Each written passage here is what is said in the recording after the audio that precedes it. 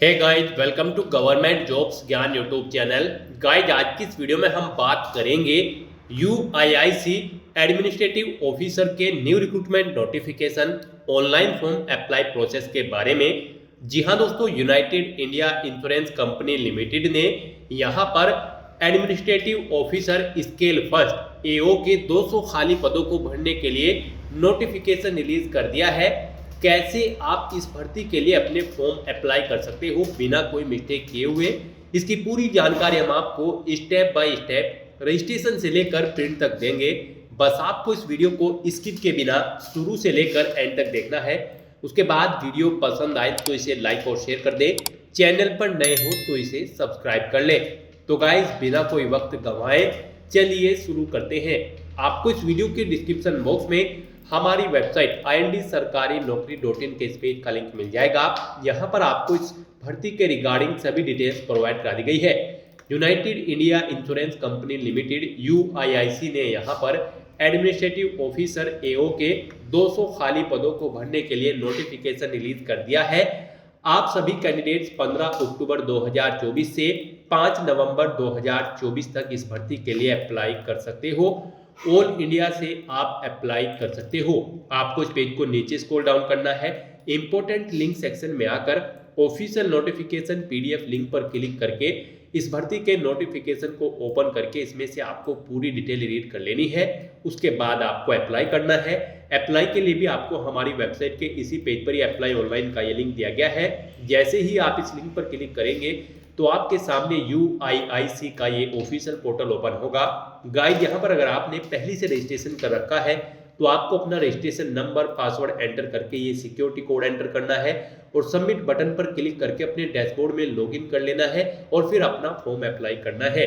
और अगर आप इस भर्ती के लिए फर्स्ट टाइम अप्लाई करने जा रहे हो तो सबसे पहले यहाँ पर आपको अपना रजिस्ट्रेशन करना होगा। उसके लिए यहाँ पर आपको click here for new registration ये टैब दी गई है। आप इस टैब पर क्लिक करें, आपके सामने रजिस्ट्रेशन का फॉर्म ओपन होगा। यहाँ पर आपको सबसे पहले अपना फर्स्ट नेम एंटर करना है, फिर उसे आपको कंफर्म कर लेना है एक बार फिर से टाइप करके।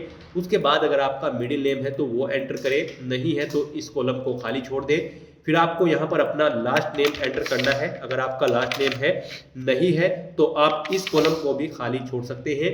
लास्ट नेम भी आपको 2 बार टाइप करना होगा कंफर्मेशन के लिए। उसके बाद यहाँ पर आपको अपना मोबाइल नंबर एंटर करना है। वही मोबाइल नंबर एक बार फिर से एंटर करना है कंफर्मेशन के लिए। कोई अल्टरनेट मोबाइल नंबर है तो वो एंटर कर दे, नहीं तो इस सेक्शन को आप खाली छोड़ दे। फिर यहाँ पर आपको अपनी ईमेल आईडी एंटर करनी है। इसमें आपको अपनी ईमेल आईडी के शुरू के कैरेक्टर एंटर करने हैं। फिर आपको डोमेन नेम इस सेकंड कॉलम से सिलेक्ट कर लेना है। उसके बाद यहाँ पर आपको अपनी कंप्लीट ईमेल आईडी टाइप करनी है कंफर्मेशन के लिए। फिर यहाँ पर आपको ये सिक्योरिटी कोड एंटर करना है और सेव एंड नेक्स्ट ऑप्शन पर क्लिक कर देना है। फिर आपके सामने कुछ इस तरह से इंटरफेस ओपन होगा। अब यहाँ पर आपको एक रजिस्ट्रेशन नंबर और पासवर्ड प्रोवाइड करा दिया गया है। ये रजिस्ट्रेशन नंबर और पासवर्ड आपकी रजिस्टर्ड मोबाइल नंबर और ईमेल आईडी पर भी सबमिट कर दी गई है। आपको इन्हें वहां से केयरफुली नोट डाउन करके रख लेना है फ्यूचर यूज के लिए। और उसके बाद यहाँ पर अब आपको अपना फोटो और सिग्नेचर अपलोड करने हैं। यहाँ पर अपना फोटो और सिग्नेचर अपलोड करने के लिए आपको गाइडलाइन दी गई है, guideline for scanning the photograph and signature. आपको इस लिंक पर क्लिक करना है। उसके बाद आपके सामने ये ऑफिशियल पीडीएफ ओपन होगी। यहाँ से आप गाइडलाइन चेकआउट कर सकते हो। आपका फोटो यहाँ पर 20 से 50 केबी के बीच में होना चाहिए, सिग्नेचर 10 से 20 केबी के बीच में, जेपीजी या फिर जेपीजी फॉर्मेट में आपको अपना फोटो और सिग्नेचर यहाँ पर अपलोड करने हैं। आपको चूज फाइल बटन पर क्लिक करना है, फाइल को सिलेक्ट करना है और यहाँ पर 1 बाय 1 करके अपना फोटो और सिग्नेचर अपलोड कर देने हैं। उसके बाद आपको इन चेक बॉक्सेस को ओके करना है और फिर आपको नेक्स्ट ऑप्शन पर क्लिक कर देना है। उसके बाद आपके सामने कुछ इस तरह से इंटरफेस ओपन होगा। अब यहाँ पर आपको अपनी बेसिक डिटेल्स देनी है। सबसे पहले यहाँ पर आपसे पूछा गया है कि क्या आप ऑलरेडी वर्किंग है एडमिनिस्ट्रेटिव ऑफिसर स्केल फर्स्ट की पोस्ट पर United India insurance company limited में पहले से कार्यरत हैं। अगर हैं तो यस करें और फिर यहाँ पर आपको बता दिया जाएगा कि आप इस पोस्ट पर अप्लाई करने के लिए एलिजिबल नहीं है अगर आप पहले से कार्यरत है। और अगर नहीं है तो यहाँ पर आपको नो ऑप्शन सेलेक्ट करना है। फिर यहाँ पर आपको डिसिप्लिन सेलेक्ट करनी है। एडमिनिस्ट्रेटिव ऑफिसर एओ स्केल फर्स्ट की कौन सी डिसिप्लिन के लिए आप अप्लाई करने जा रहे हैं या फिर अप्लाई करना चाहते हैं। Risk management, finance and investment, automobiles engineer, data analyst, legal या फिर जर्नलिस्ट। गाइस, हम यहाँ पर आपको जर्नलिस्ट की पोस्ट के लिए अप्लाई करके दिखा रहे हैं। एडमिनिस्ट्रेटिव ऑफिसर जर्नलिस्ट के लिए। बाकी की यहाँ पर सेम, बाकी की और डिसिप्लिन के लिए भी यहाँ पर सेम ऐसे ही अप्लाई होगा। यहाँ पर अपनी डिसिप्लिन सेलेक्ट करने के बाद आपको 3 चॉइसेस दी गई है पोस्टिंग की, जहां पर आप फाइनल सिलेक्शन चाहते हैं। अगर आप यहां पर रिक्रूट हो जाते हैं तो आप कहां पर जॉब करना चाहेंगे, 3 प्रेफरेंसेज आपको दी गई है। आप अपनी चॉइस के अकॉर्डिंग यहां पर स्टेट सेलेक्ट कर ले, जिस स्टेट में आप जॉब करना चाहते हैं। यहाँ पर 3 चॉइसेज आपको दी गई है, अपनी चॉइस के अकॉर्डिंग स्टेट सेलेक्ट करें। फिर यहाँ पर आप अपनी कैटेगरी सिलेक्ट करें। उसके बाद यहाँ पर आपसे पूछा गया है कि क्या आप PWBD कैंडिडेट है और आपकी बेंचमार्क डिसेंबली 40% से अबव है। अगर है तो यस करें और फिर उसकी डिटेल दें, नहीं है तो नो ऑप्शन सिलेक्ट कर ले। इस तरह से यहाँ पर आपको सभी डिटेल्स केयरफुली रीड करनी है और यस या नो में अपने आंसर्स यहाँ पर आपको प्रोवाइड कराने हैं। उसके बाद यहाँ पर आपको अपना रिलीजन सिलेक्ट कर लेना है। फिर यहाँ पर पूछा गया है आपसे कि क्या आप माइनॉरिटी कम्युनिटी के अंतर्गत आते हैं। अगर आते हैं तो यस करें, नहीं तो नो ऑप्शन सेलेक्ट कर ले। आप एक्स सर्विसमैन हैं तो यस करें, उसकी डिटेल दें, नहीं है तो नो ऑप्शन सेलेक्ट कर ले। फिर आपसे पूछा गया कि क्या आप डाइवोर्स वुमेन हैं और अपने पति से अलग रह रहे हैं और आप रिलेक्शन चाहते हैं। अगर चाहते हैं तो यस करें या फिर नो ऑप्शन सेलेक्ट कर ले। उसके बाद यहाँ पर आपसे पूछा गया है कि क्या आप एग्जिस्टिंग एम्प्लॉय हैं किसी पब्लिक सेक्टर इंश्योरेंस कंपनी के। अगर हैं तो यस करें और फिर उसकी डिटेल दे, नहीं है तो नो ऑप्शन आप सिलेक्ट कर ले। उसके बाद यहाँ पर आपको अपनी नेशनैलिटी सिलेक्ट करनी है।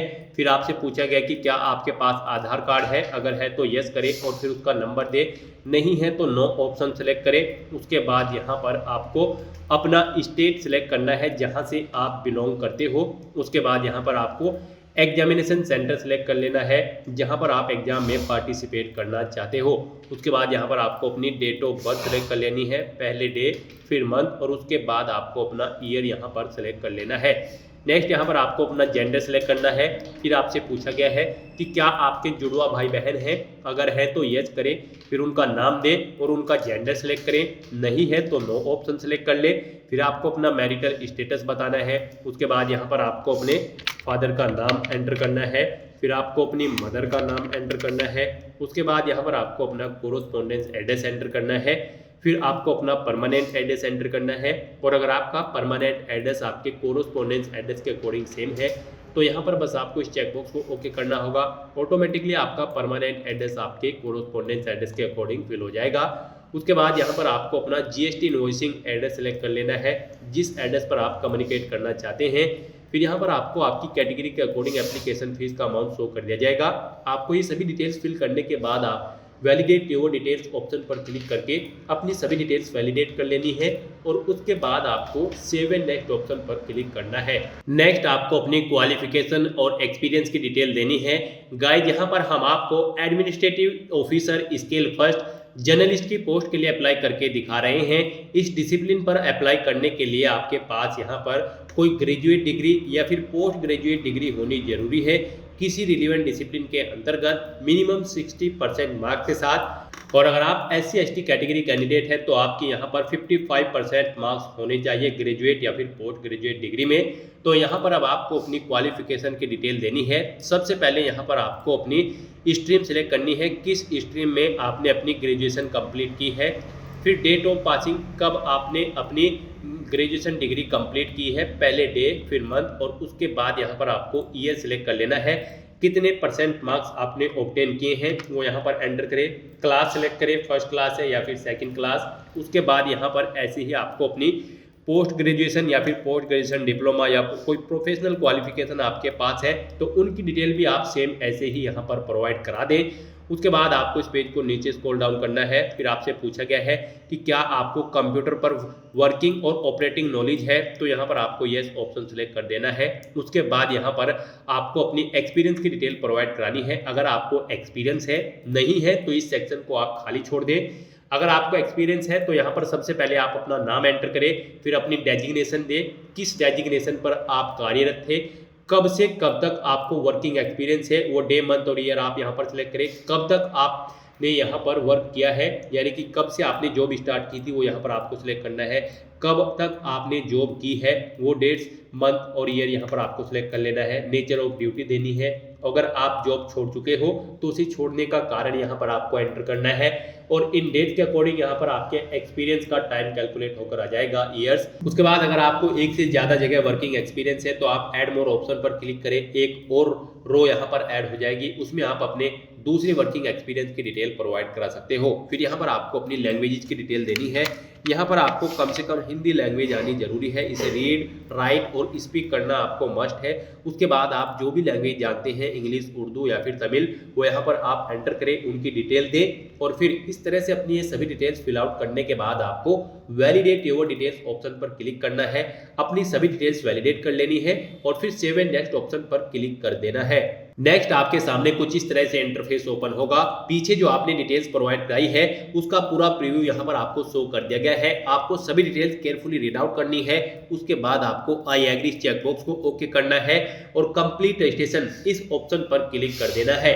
कहीं पर कोई मिस्टेक है तो आप बैक बटन पर क्लिक करके एडिट कर सकते हो। नेक्स्ट यहाँ पर आपको अपने डॉक्यूमेंट्स अपलोड करने हैं। यहाँ पर आपको अपना लेफ्ट थंब इंप्रेशन और hand written declaration document upload करना है। इनके लिए आपको गाइडलाइन दी गई है, गाइडलाइन फॉर डॉक्यूमेंट अपलोड, इस लिंक पर क्लिक करें, ये पीडीएफ ओपन होगी, यहाँ से आप चेकआउट कर सकते हो। आपका लेफ्ट थंब इंप्रेशन यहाँ पर 20 से 50 केबी के बीच में होना चाहिए। जेपीजी या फिर जेपीईजी फॉर्मेट में डायमेंशन उसका 240 × 240 पिक्सल में होना चाहिए और जो आपका हैंड रिटन डिक्लेरेशन डॉक्यूमेंट होगा ये यहाँ पर 50 केबी से 100 केबी के बीच में होना चाहिए। जेपीजी या फिर जेपीईजी फॉर्मेट में इसकी डायमेंशन 800 × 400 पिक्सल में होनी चाहिए।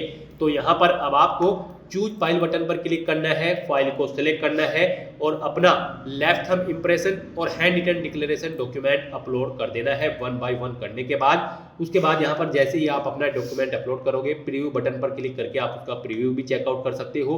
तो यहाँ पर आपको अपने डॉक्यूमेंट्स अपलोड करने हैं, ये सिक्योरिटी कोड एंटर करना है और सेव एंड नेक्स्ट ऑप्शन पर क्लिक कर देना है। नेक्स्ट आपके सामने कुछ इस तरह से इंटरफेस ओपन होगा। अब यहाँ पर आपको आपकी कैटेगरी के अकॉर्डिंग एप्लीकेशन फीस का अमाउंट शो कर दिया गया है। आपको यहाँ पर ये सिक्योरिटी कोड एंटर करना है और सबमिट बटन पर क्लिक करके अपना फीस पेमेंट कर देना है।